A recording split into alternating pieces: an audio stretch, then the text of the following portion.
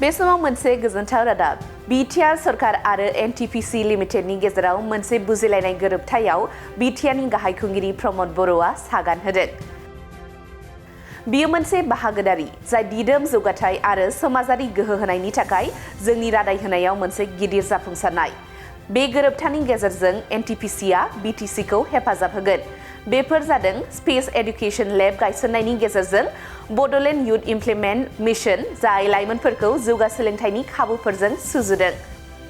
खुथा बाग्रायाव नाव एम्बुलेन्स सिबिथाय होनाया न'आव जोनोम होनायखौ होबथानो आरो गोजान गोजान दैमासेनि ओनसोलफोराव बिमा आरो खुदियाफोरनि थैनायखौ बाङाइ खालामनो थाखाय।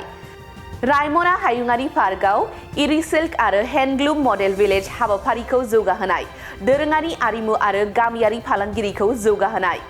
एनटिपिसिजों बे बाहागोदारिया गासै बिटिआरआव थानाय हारिफोरखौ जौगाहोनो, दोरोंजों गोदान दिहुनथायखौ सरजाबनानै गासै जौगाथायनि जोंनि रानलायनाय नोजोरखौ रोखा खालामगोन होननानै बुंदों बिटिआरनि गाहाय खुंगिरि प्रमद बर'आ। बे समाव मोनसे गोजोनथाव रादाब बिटिआर सरकार आरो एनटिपिसि लिमिटेडनि गेजेराव मोनसे बुजिलायनाय गोरोबथायाव बिटिआरनि गाहाय खुंगिरि प्रमद बर'आ सागान होदों। बियो मोनसे बाहागोदारि जाय दिदोम जौगाथाय आरो समाजारि गोहो होनायनि थाखाय जोंनि रादाय होनायाव मोनसे गिदिर जाफुंसारनाय। बे गोरोबथानि गेजेरजों एनटिपिसिआ बिटिसिखौ हेफाजाब होगोन। बेफोर जादों स्पेस एडुकेशन लेब गायसननायनि गेजेरजों बड'लेण्ड युथ इमप्लिमेन्ट मिशन जाय लाइमोनफोरखौ जौगा सोलोंथाइनि खाबुफोरजों सुजुदों। खुथा बाग्रायाव नाव एम्बुलेन्स सिबिथाय होनाया न'आव जोनोम होनायखौ होबथानो आरो गोजान गोजान दैमासेनि ओनसोलफोराव बिमा आरो खुदियाफोरनि थैनायखौ बाङाइ खालामनो थाखाय। रायमना हायुङारि पार्कआव इरिसिल्क आरो हेन्डलुम मडेल भिलेज हाबाफारिखौ जौगाहोनाय, दोरोङारि आरिमु आरो गामियारि फालांगिरिखौ जौगाहोनाय। एनटिपिसिजों बे बाहागोदारिया गासै बिटिआरआव थानाय हारिफोरखौ जौगाहोनो, दोरोंजों गोदान दिहुनथायखौ सरजाबनानै गासै जौगाथायनि जोंनि रानलायनाय नोजोरखौ रोखा खालामगोन होननानै बुंदों बिटिआरनि गाहाय खुंगिरि प्रमद बर'आ। नोंथाङा रेलवे, आसाम पुलिस, बेंक, टेट बायदि सरखारि साख्रि मावनो गोसो दं नामा? एबा नोंथाङा बेफोर बायदि साख्रिनि थाखाय थियारि खालामगासिनो दं नामा? नोंथाङा railway, Assam police, banking, SSC, Assam direct recruitment, TET बायदिनि आनजादखौ खनले होदोंब्लाबो जाफुंसारनायखौ मोननो हायाखै नामा? जुदि नोंथाङा railway, Assam police, banking, SSC, Assam direct recruitment, TET cum recruitment आनजादनि थाखाय थियारि खालामगासिनो दङब्ला नोंथांनि थाखाय लानानै फैदों मोनसे मोजां रादाब। लास्ट ईयर से प्रिपरेशन स्टार्ट किया बट कोचिंग ज्वाइन करने के बाद ही मेरा एग्जाम क्लियर हुआ। तो मेरा इस साल 3 एग्जाम का प्री क्लियर हुआ, सीएचएसएल का प्री क्लियर हुआ, फिर आईपीएस पीओ का मेरा प्री क्लियर हुआ है और सीजीएल का भी मेरा प्री क्लियर हुआ है। तो अभी मैं मेंस का प्रिपरेशन कर रहा हूँ।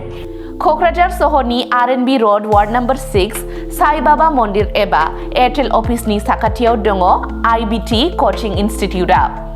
आईबीटी कचिं इनस्टिट्यूटआव banking, SSC, railways, defence, TET आरो गुबुन सरकारि साख्रिफोरनि आनजादनि कचिं होनाय जायो आरो बेनि मुं थिसननाया दासान्दि सोलिगासिनो दङ। आं नाजाथाय मेथ्सफोराव उइकफोर ओमफ्राय दा बाहायनाया एसे साबसिन जाबाय आरो बाहाय सीए क्लासबो जायो माने सामफ्राम कारेन्ट एफेयारफोर जानाय माला मा जानाय जे मा जानाय बेखौ मोनगोन ओमफ्राय रिजनिंफोर इंग्लिश क्लास जाजोबो गासैबो। मेरा क्वांट में एक्चुअली खराब था, इसलिए मेरा ज़्यादातर एग्जाम में क्वालिफाई नहीं कर पा रहा था और कॉन्फिडेंट भी नहीं था। जब से मैंने ज्वाइन किया है तब से मैंने क्वांट पे एक्चुअली अभी मैं क्वांट पे अच्छा हूँ और कर भी पा रहा हूँ। तो अभी कॉन्फिडेंट भी हूँ और फैकल्टीज भी बहुत अच्छे हेल्प करते हैं बहुत। आईबीटी कचिं इनस्टिट्यूटआव मुं थिसननायनि गोबां मुलाम्फाफोरखौ नोंथाङा मोननो हागोन, जेरै ल' course fees, specially daily current affairs classes, lifetime membership card, weekly 5 to 6 days classes, comprehensive study materials, regular online and offline mock test, Make My Exam app, flexible class timings, doubt clearing session। बेफोर गासै सुबिदाफोरखौ नोंथाङा IBT coaching इनस्टिट्यूटआव मोननो हागोन। अब्ला थाबैनो मुं थिसनदो।